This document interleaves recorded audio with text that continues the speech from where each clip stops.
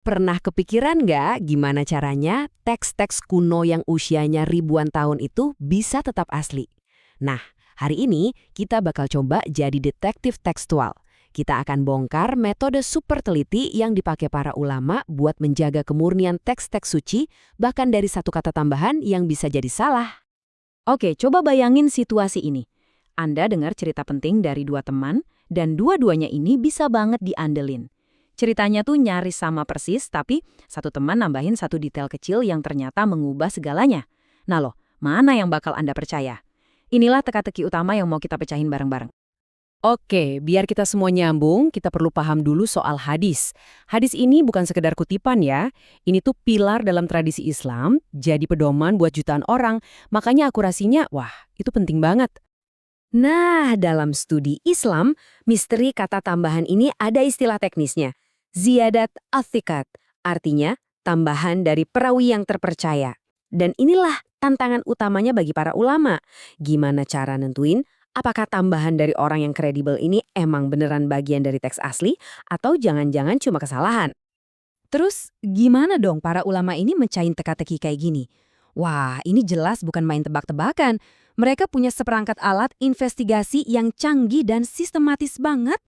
Langkah pertama, dan ini yang paling krusial, adalah cari tahu dulu hubungan antara si tambahan ini sama teks aslinya. Apakah tambahan ini malah bikin ceritanya jadi bertentangan? Atau jangan-jangan cuma ngejelasin atau ngasih detail lebih, yang justru memperkaya pemahaman kita? Nah, dari langkah pertama tadi, investigasinya bisa bercabang ke 3 jalur. Kalau tambahannya bertentangan sama teks asli, wah ini ibaratnya jadi adu kredibilitas antar perawi. Kalau cuma mengonfirmasi atau ngejelasin, biasanya sih diterima. Tapi kalau tambahan itu sifatnya terisolasi, maksudnya cuma diriwayatin sama satu orang, sementara puluhan lainnya enggak, nah ini alarmnya langsung bunyi. Mesti super hati-hati. Ini nih semacam checklist buat para detektif tekstual kita.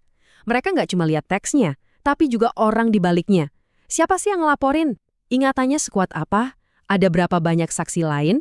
Dan yang paling penting, informasinya ini nyambung nggak sih sama kerangka ajaran yang lebih besar, kayak Al-Quran?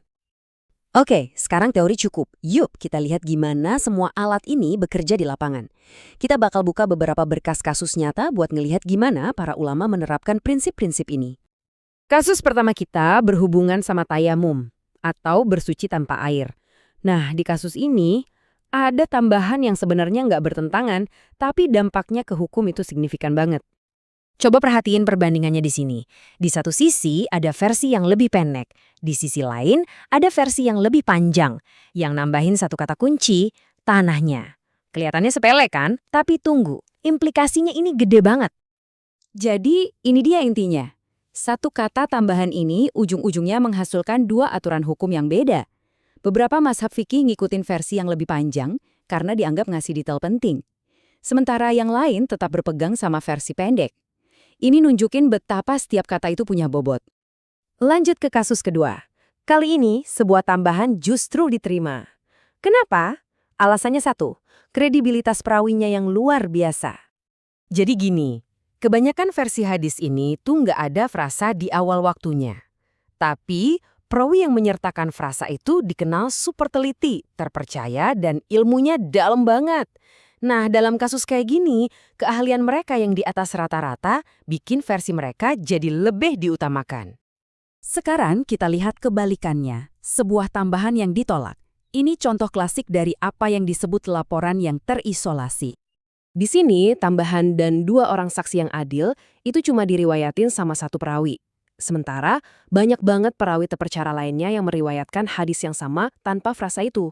Para ulama pun mikir, mana yang lebih mungkin? Satu orang salah ingat, atau puluhan orang lainnya kompakan lupa detail yang sama? Jawabannya kan jadi cukup jelas ya. Kemungkinan besar ini adalah kesalahan, jadi tambahannya ditolak. Oke, sejauh ini kita fokusnya ke isi laporannya. Tapi ada satu lapisan investigasi lagi yang nggak kalah penting, ngecek rantai perawinya atau siapa saja yang menyampaikan laporan ini dari generasi ke generasi. Yuk kita lihat cara kerjanya. Nah, rantai ini disebut isnad. Isnad ini ibarat tulang punggungnya otentisitas hadis. Anggap aja kayak silsilah sebuah informasi yang bikin para ulama bisa ngecek tiap mata rantai penyampaiannya. Ini contoh rantai yang bersih dan terverifikasi. Setiap orang dengar langsung dari orang sebelumnya, terus nyambung sampai ke sumber utamanya. Inilah standar emasnya. Tapi, coba lihat rantai yang ini. Para ulama nemuin ada yang aneh.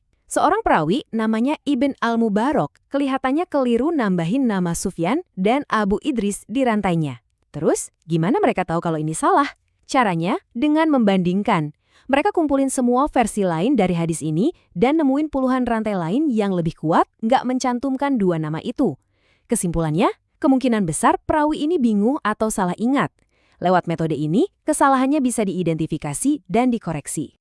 Jadi, apa sih prinsip utama yang jadi panduan dari semua proses yang super teliti ini? Sebenarnya, semuanya mengerucut ke satu ide inti. Prinsipnya adalah kehati-hatian. Logikanya gini, lebih masuk akal kalau satu orang nggak sengaja nambahin kata, daripada sekelompok besar orang kompakan lupa kata yang sama kan?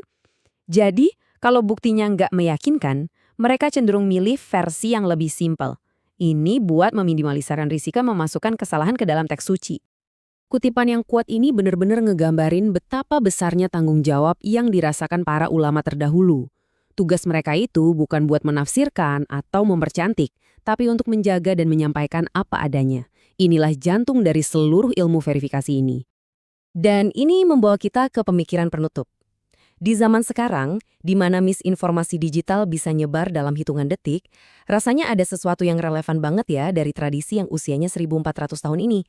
Sebuah tradisi yang didedikasikan buat ngecek fakta dengan cermat, menimbang kredibilitas sumber, dan memprioritaskan akurasi di atas segalanya.